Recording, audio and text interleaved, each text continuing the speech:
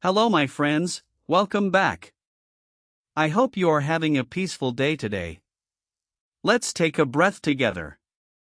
Now, imagine for a moment you are walking through the busy, stone streets of Italy more than 500 years ago. The air is loud with merchants and horses, but in front of you, a man stands completely silent. He is not fighting a war. He is not a king with a crown. Instead, he is looking up, watching how a bird moves its wings against the clouds. Inside his mind, something is burning. A fire, a dream, a curiosity that will change history forever. Who is this man, and how did a boy with no formal education become the greatest genius who ever lived? Stay with me, because today we are going to travel back in time together. We are going to listen to one of the greatest stories in all of human history.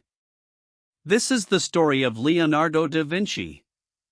If you enjoy learning English through amazing true stories like this, please subscribe to The Untold Story. Your support helps us create more content for learners like you. Now, let us discover Leonardo's journey together. The year was 1452. In a small, quiet town called Vinci, surrounded by green hills in Italy, a baby boy was born. His name was Leonardo. Life in those days was different. There were no cars or electricity, and people lived simply. Leonardo's family situation was complicated. His father was a wealthy man, but his parents were not married. Because of this, young Leonardo was not allowed to go to the best grammar schools. He did not learn Latin or advanced mathematics like the other boys. He was an outsider, but Leonardo did not cry, and he did not give up. Instead, he made nature his teacher. He was serious, he was focused, and his mind was always moving, always thinking, always dreaming. He walked in the forests. He studied how water flowed in the rivers. He looked at insects and leaves. He began to feel that he was not less than the other boys. He believed that careful observation was something special. When Leonardo was a teenager, his father saw that he had an incredible talent for drawing, and made a very important decision. He sent Leonardo to the big city of Florence to work as an apprentice for a famous artist named Verrocchio. Florence was full of noise and history and culture. At first, Leonardo started at the bottom. He helped with small tasks. He swept the floors, he mixed the paints, and he cleaned the brushes. He learned how art worked, and slowly, he began to paint. Soon, everyone saw that he was extraordinary. There is a famous legend that Verrocchio asked young Leonardo to paint an angel in one of his paintings. When Verrocchio saw Leonardo's angel, it was so beautiful, so perfectly real, that the old master put down his brush and promised never to paint again. The student had become the master, but Leonardo was not just a painter. He had a curiosity about the world that could not be stopped. He wanted to understand everything. He always carried notebooks with him. In these notebooks, he drew pictures of faces, plants, and machines. But he had a very weird and fascinating secret. He wrote all of his notes backwards, from right to left. People call this mirror writing. You had to hold his notebook up to a mirror just to read it. He did not follow the rules, he made his own way. His character was also very unique. In a time when life could be cruel, Leonardo was famously gentle. He loved animals so much that he was a vegetarian, which was very rare. He would walk through the city markets, buy birds that were trapped in small wooden cages, and simply open the doors to watch them fly away free. He loved life, yet, to understand life, Leonardo did things that shocked people.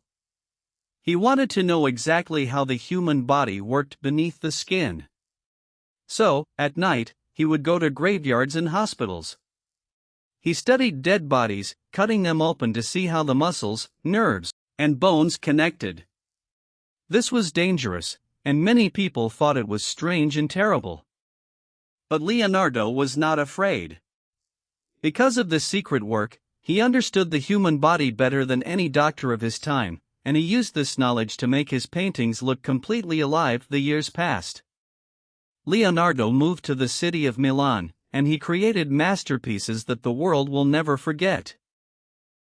He painted The Last Supper, a massive, beautiful picture on a dining hall wall that showed ordinary people feeling deep, real emotions. Later, he painted a portrait of a woman named Lisa. Today, we call it the Mona Lisa. It is the most famous painting in the world, and people still wonder what she is thinking when they look at her mysterious smile, but for Leonardo, art was only the beginning. The real question was this: how far can the human mind go? He began to design things that belonged hundreds of years in the future. In his notebooks, he drew plans for flying machines that looked like helicopters. He drew diving suits for walking under the water. He drew armored tanks. He was a brilliant thinker who found solutions that others could not imagine. He was truly the man who painted the future. Like all humans, however, his journey was not perfect. Leonardo struggled with time. He was so interested in so many things that he rarely finished his paintings. He made mistakes. He disappointed kings who paid him for work he never completed. But he never stopped moving forward, he never stopped learning. In his final years, the King of France invited Leonardo to live in a beautiful house near his royal palace. The king did not ask Leonardo to paint. He just wanted to sit and listen to the great master talk about philosophy, science, and the world. In 1519, at the age of 67, Leonardo da Vinci died, and so, my friends, the story of Leonardo comes to a quiet end. But what does it leave us with? What can we learn from this remarkable and complicated life? Leonardo shows us that people can achieve incredible things when they refuse to give up. He was an outsider, a boy who wasn't allowed into the best schools, yet he refused to accept that the world had already decided his future. He studied, he worked, and he believed that knowledge and effort could change a life. He teaches us that limits are often only in our minds. He showed us that intelligence is power, and that looking closely at the world can change everything. And here you are, my friend. You are listening to this story in English. Maybe English is not your first language. Maybe sometimes it feels difficult, and maybe sometimes you feel like an outsider too. But you are here, you are learning, and you are on your own journey of discovery. Every story you listen to, every word you understand, every sentence that becomes a little clearer is a small victory. Thank you for listening today. I hope you enjoyed this calm journey through history.